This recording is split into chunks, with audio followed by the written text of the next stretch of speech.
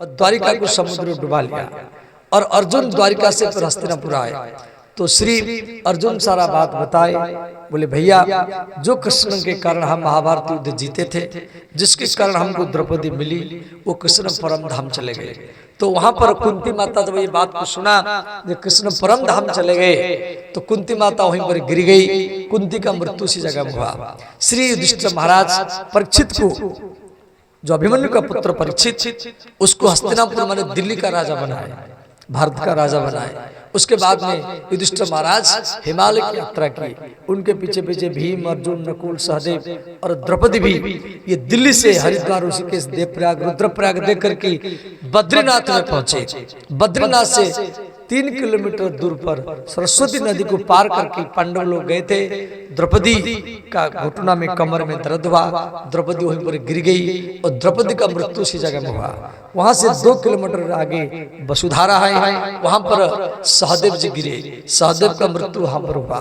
वहां से 3 किलोमीटर आगे श्री लक्ष्मी वन है, वहां पर श्री नकुल गिरे, नकुल का मृत्यु उसी जगह में हुआ। वहां से 4 किलोमीटर ऊपर, जो बद्रीनाथ से 14 किलोमीटर ऊपर है, बर्फ का पहाड़ है, वहां पर गांडीवधारी अर्जुन गिरे और अर्जुन का मृत्यु उसी जगह में हुआ। वहां से 2 किलोमीटर आगे शतपंथ है, वहां पर भीम गिरे और भीम का मृत्यु उसी जगह में हुआ। हिमालय की चोटी में केवल श्री धर्मराज युधिष्ठिर पहुंचे।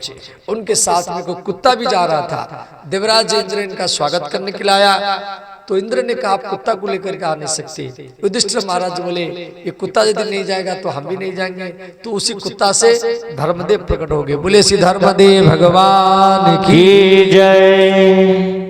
इसलिए शरणार्थ को कभी त्याग करना नहीं चाहिए। श्री परीक्षित महाराज हस्तिनापुर के राजा बने, तो एक बार ये दिग्विजय कर रहे थे, तो वहां पर एक बैल और एक गैया दोनों को चाट रहे थे। और एक राजा, एक शूद्र, वो स्वयं कलिजुग है, वो क्या कर रहा था, वो बैल को, गैया को पीट रहा था। और अंत में कलिजुग ने वो बैल के एक पैर को काट दिया, दूसरा पैर काट दिया, तीसरा पैर काट दिया, चौथा पैर काटने के लिए जा रहा था। वहां पर श्री परीक्षित महाराज जी पहुंचे। परीक्षित महाराज बोले आप कौन है और ये बैल कौन है? ईश्वर धर्म का रूप है, धर्म ही बैल के रूप में और पृथ्वी गौ माता के रूप में। तो कलिजुग में धर्म का 3 चरण कटा हुआ है। तो श्री परीक्षित महाराज कलिजुग को बोले आप मेरे राज्य को छोड़ करके चले जाओ। कलिजुग ने कहा सारा पृथ्वी आपका राज्य है, मैं कहाँ जाऊंगा, मेरे लिए कोई स्थान बता दीजिए, वहीं पर रहूंगा। तो परीक्षित महाराज कलिजुग को 4 स्थान दिए। द्वितम पारम स्थिरम सुना यत्र अधर्मम चतुर्विध। द्वितम माने जहाँ जुआ खेल होता है वहां कलिजुग रहता है। मदिरा पान, स्थिरम माने वेश्यालय, और जहाँ हिंसा होती है, ये 4 जगह में कलिजुग रहता है। मदिरापान, जुआ खेल और वेश्यालय और हिंसा। कलिजुग ने कहा मेरे लिए 4 स्थान पर्याप्त नहीं है, मुझे और एक स्थान दीजिए। तो और एक स्थान मिला, अनीति से कमाया गया धन, भ्रष्टाचार से, बेईमानी से जो धन आप कमाते हैं उसमें भी कलिजुग रहता है। और माने सुवर्ण में।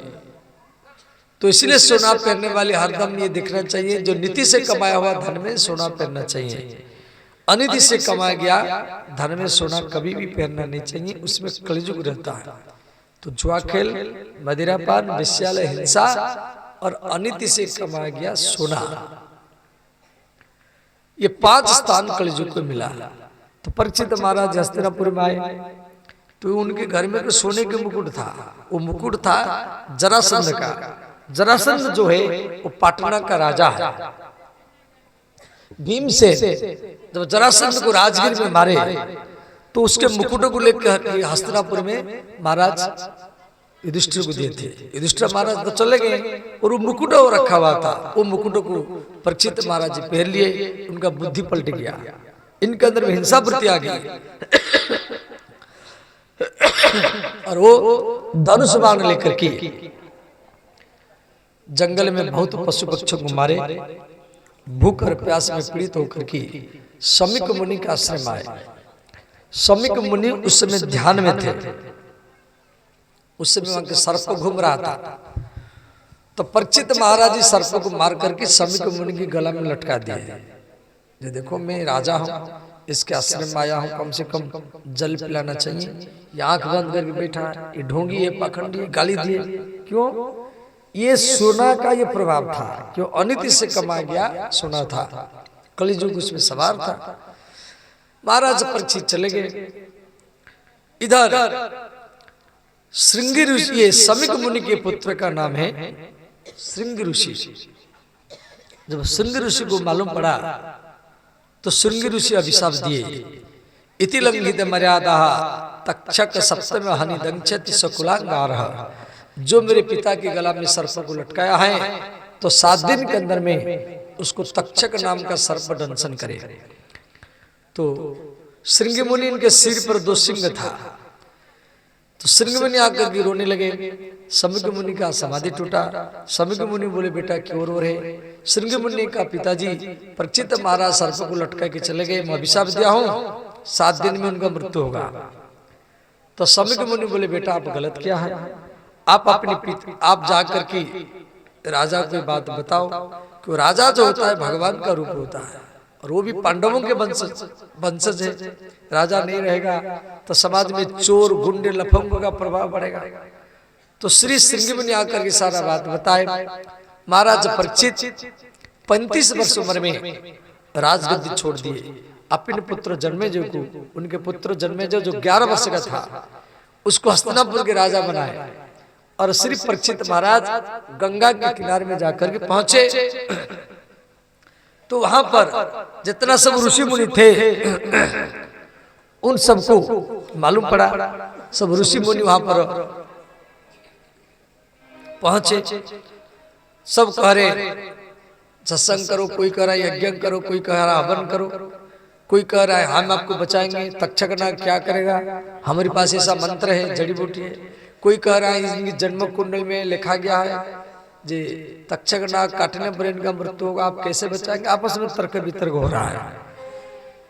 तो अब क्या किया जाए। तो वहां पर सुखदेव जी आ रहे हैं।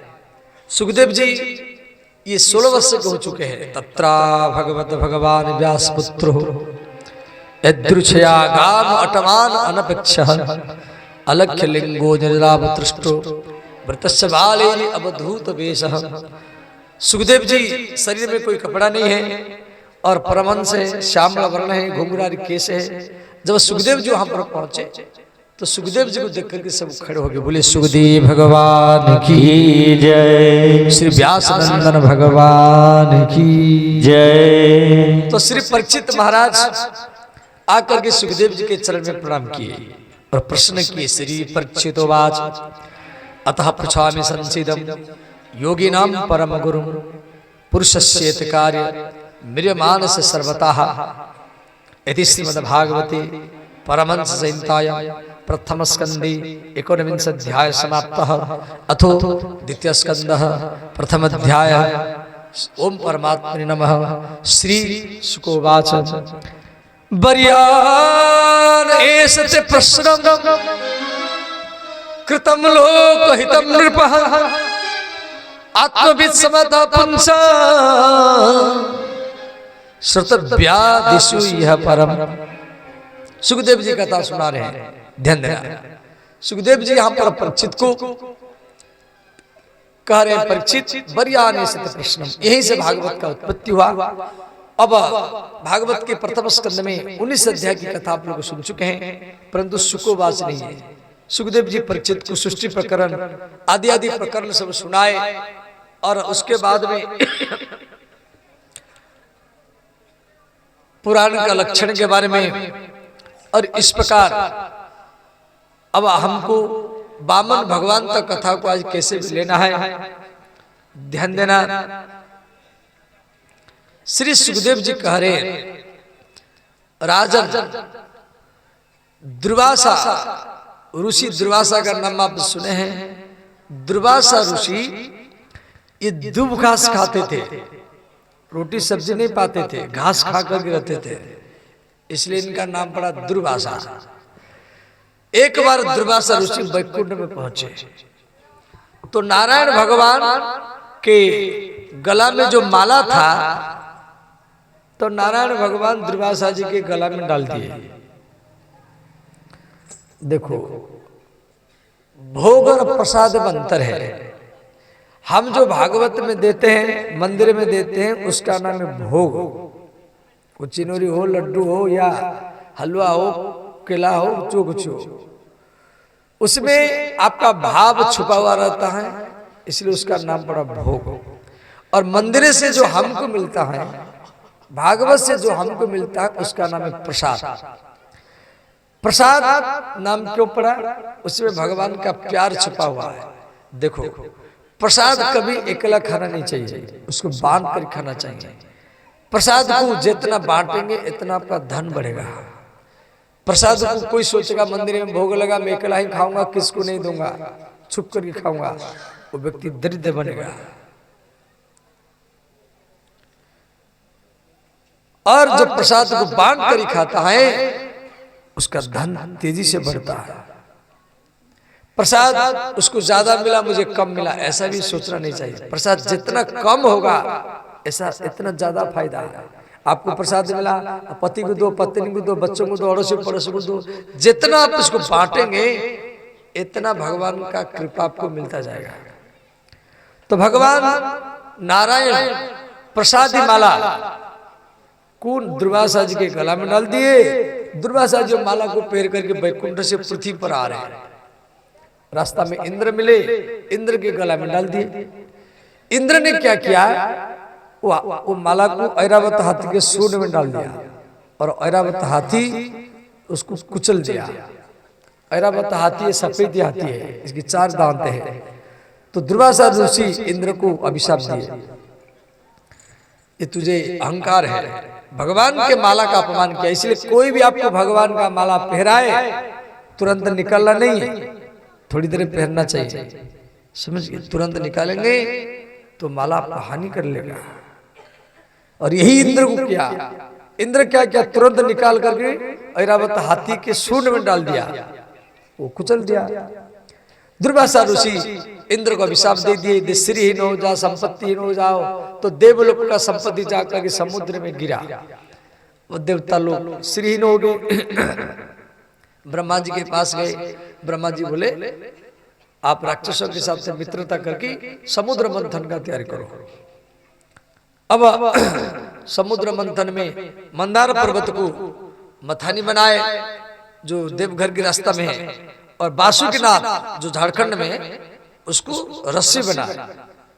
अब मंदार समुद्र मंथन शुरू हुआ तो मंदार पर्वत तो डूबने लगा। तो भगवान कछुआ का रूप बना करके मंदार पर्वत को पीठ में धारण किए। बोले श्री कच्छप भगवान की जय।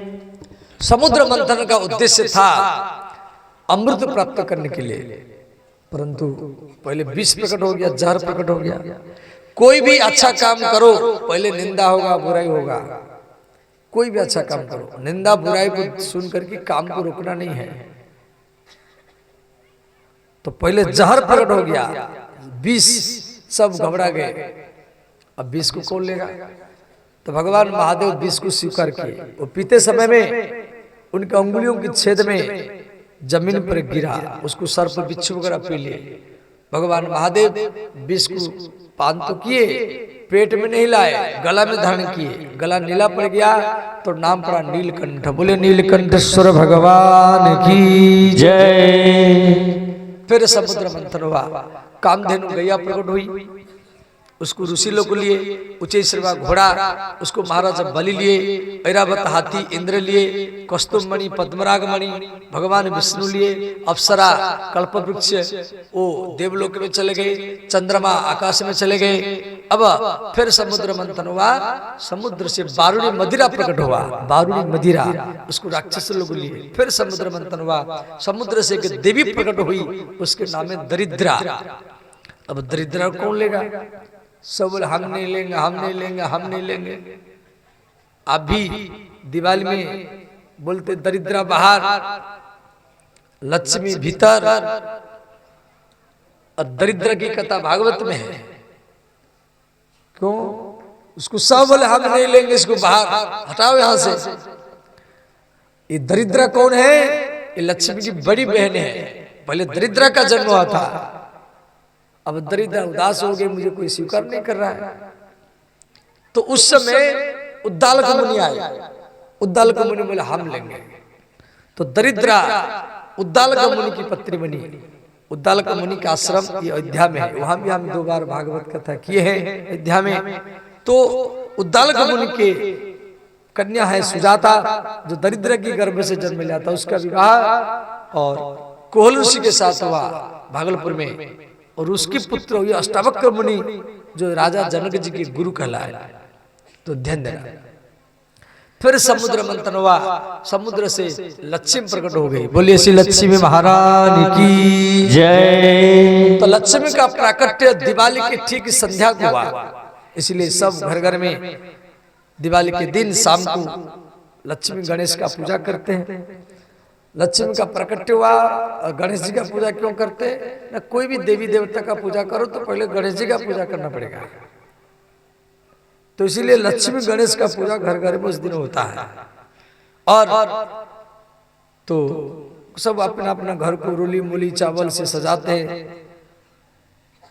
तो लक्ष्मी जब प्रकट हो गई तो सब बोले हमको चाहिए, हमको चाहिए। समुद्र ने कहा मेरी बेटी जिसको पसंद करेगी उसके माला, उसके गले में माला डालेगी। तो देवता राक्षस बैठे।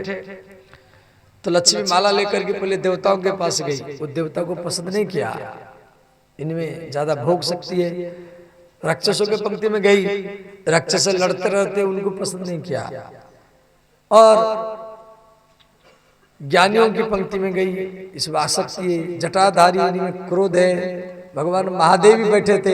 महादेव ये भस्म लेपन करते, भांग पीते, चमड़ा लटकाते, उनको भी लक्ष्मी पसंद नहीं किया। भगवान नारायण भी बैठे। तो नारायण भगवान उधर मुंह घुमा करके बैठे। तो लक्ष्मी क्या की माला लेकर की और नारायण भगवान के गला में अर्पण किया। बोले श्री लक्ष्मी नारायण भगवान की जय। अब फिर समुद्र मंथन हुआ। समुद्र से श्री धनंतरी भगवान प्रकट हुए। बोले श्री धनंतरी भगवान की जय। भगवान धनंतरी अमृत कलश लेकर के प्रकट हुए। अब अमृत कलश को राक्षस लोग को ले गए। देवता लोग हताश हो गए, भगवान के शरण में गए। बोले भगवान हम क्या करेंगे? तो भगवान क्या किए, एक सुंदर स्त्री का रूप बनाए। सुंदर स्त्री मोहिनी है। बोले श्री मोहिनी भगवान की जय। अब मोहिनी भगवान को देख करके सब राक्षस लोग मोहित हो गए। सब आपस में लड़ रहे थे अमृत पीने के लिए। और अमृत कलश को लेकर के उस सुंदर स्त्री के हाथ में पकड़वा दिए। बोले देवी इसको बांट दो। तो भगवान तो मोहिनी के रूप में आए हैं। तो भगवान मोहिनी बोले आप सब लाइन में बैठो, हम बांटेंगे। तो एक पंक्ति में देवता, एक पंक्ति में राक्षस। तो मोहिनी भगवान क्या किए, देवताओं की ओर से बांटना चालू किए। बांट रहे देवता को और देख रहे राक्षसों को। तो राक्षसों को ऐसे लगा ये मुझे ही पसंद करती है। परंतु उसमें राहु नाम का एक राक्षस था। वो सूर्य चंद्रमा के बीच में जाके बैठा, उसको भी अमृत मिल गया, वो पी लिया। तो सूर्य चंद्रमा दोनों शिकायत किए। तो भगवान मोहिनी क्या किए, सुदर्शन चक्र को आह्वान किए और उसका मस्तक काट दिए। वो 2 हो गया, राहु और केतु। और सूर्य चंद्रमा को आज भी हमला करता है, जिसको सूर्य ग्रहण और चंद्र ग्रहण के रूप में हम लोग जानते हैं, जिसकी कथा भागवत में दिया गया है। अब उसके बाद में भगवान अंतर ध्यान हो गए। राक्षस लोग बोले भैया यहाँ इधर कोई आ नहीं रहा है, देखो कहाँ गई और अमृत कलश कहाँ गया। तो मालूम पड़ा वो भगवान विष्णु थे, जो देवता को अमृत पिला करके चले गए। अब देवता राक्षस आपस में लड़ने लगे। राक्षस लोग मरते रहे बहुत दिन तक, कई साल तक युद्ध चला। अंत में नारद जी आए, युद्ध बंद हुआ। नारद जी बच्चे कुछ राक्षसों को बोले काम करो, आपके गुरु शुक्राचार्य है। राक्षसों के गुरु का नाम है शुक्राचार्य। शुक्राचार्य जी के पास में मृत्यु संजीवनी विद्या है, वो मरे हुए व्यक्ति को जीवित कर सकते हैं। तो शुक्राचार्य जी क्या कि सब राक्षसों को जीवित कर दिए। तो बलि महाराज वो भी राक्षस है, उनको भी जीवित किए। तो बलि महाराज फिर शुक्राचार्य जी को गुरु के रूप में मानकर के यज्ञ किए। यज्ञ कुंड से एक रथ प्रकट हुआ, उसी रथ में बैठ कर के श्री बलि महाराज देवताओं के ऊपर हमला किए। देवता लोग देव लोग छोड़ करके भाग गए। तो देवताओं की माँ का नाम है अदिति, जैसे राक्षसों की माँ का नाम है दिति, तो देवताओं की माँ का नाम है अदिति। और ये दोनों कश्यप जी के पत्नी है। कश्यप जी के पत्नी दिति से राक्षस लोग जन्म लिए और अदिति से देवता लोग जन्म लिए। तो देवता लोग जब भयभीत होकर भाग गए, देव लोग को छोड़ दिए, तो अदिति माता रोने लगी, अपने पति के पास गई, बोली स्वामी मुझे एक ऐसा पुत्र चाहिए जो देव लोगों की संपत्ति ला करके देवता को दे दे। तो कश्यप जी अपनी पत्नी अदिति को एक व्रत बताए, उसी व्रत का नाम है पयोव्रत। ये 12 दिन तक दूध पी करके ये व्रत करना पड़ेगा, और प्रतिपदा से लेकर के द्वादशी शुक्ल पक्ष द्वादशी तक, और जमीन पर सोएंगे, ब्रह्मचर्य में रहेंगे, भगवान विष्णु का पूजा करेंगे, और 12 दिन तक भागवत कथा सुनेंगे। भागवत कथा 12 दिन का भी होता है, 7 दिन का भी होता है, 9 दिन का भी होता है, 15 दिन का भी होता है, 1 महीना का भी होता है, और 1 साल का भी होता है। तो इसमें जल भी नहीं पिएंगे, फल भी नहीं खाएंगे, सिर्फ दूध पी करके रहेंगे, और वो भी गैया का दूध, भैंस का दूध नहीं। इसका नाम है पयोव्रत। पय माने दूध। तो माता अदिति 12 दिन तक व्रत किया, 12 दिन तक लगातार भागवत कथा सुना, और 12 दिन में भगवान इनको दर्शन दिए। मात्र 12 दिन में भगवान बोले आपको क्या चाहिए? अदिति माता ने कहा मुझे आप जैसा कि बेटा चाहिए। तो भगवान बोले ठीक है। तो भगवान अदिति माता के गर्भ में आए। ठीक भाद्र मास शुक्ल पक्ष द्वादशी को अदिति माता के गर्भ से श्री वामन भगवान का जन्म हुआ। बोले श्री वामन भगवान की जय।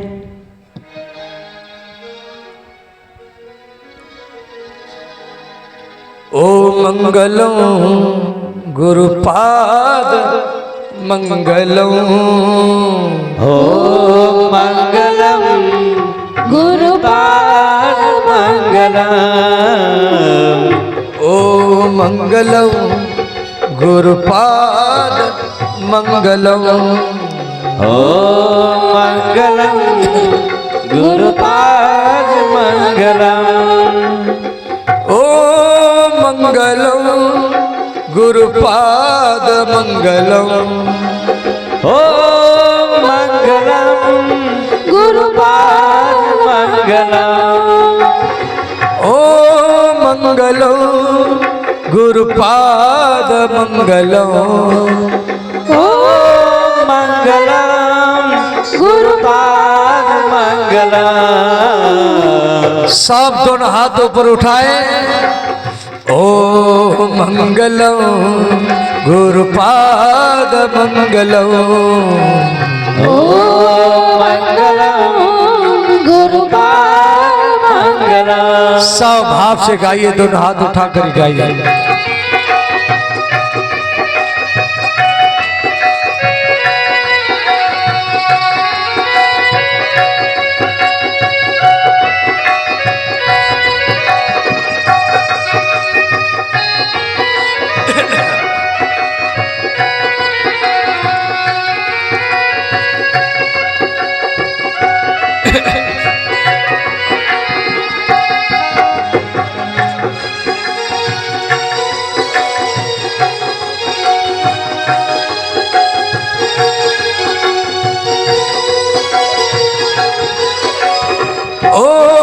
मंगलम गुरुपाद मंगलम, ओ मंगलम गुरुपाद मंगलम, ओ मंगलम गुरुपाद मंगलम, ओ मंगलम गुरुपाद मंगलम, ओ मंगलम गुरुपाद मंगलम, ओ मंगलम गुरुपाद मंगलम। देखो मुख्य जजमान और जजमानी श्री वामन भगवान का पूजन करेंगे। मुख्य जजमान जजमानी को हाथ में फूल चावल दीजिए और वामन भगवान का पूजन कराए। ओम पवित्र पवित्र वा सर्वावस्था गतोपि वा यः स्मरेत् पुंडरीकाक्ष पुनातु। ओम पुंडरीकाक्ष पुनातु पुनातु पुनातु। मंगलम भगवान विष्णु मंगलम गरुड़ध्वजम मंगलम भगवान विष्णु मंगलम गरुड़ध्वज। जल छिटिए। ओम मंगलम गुरुपाद मंगलम। ओम मंगलम गुरुपाद मंगलम। सब गाइए, दोनों हाथ उठा कर गाइए।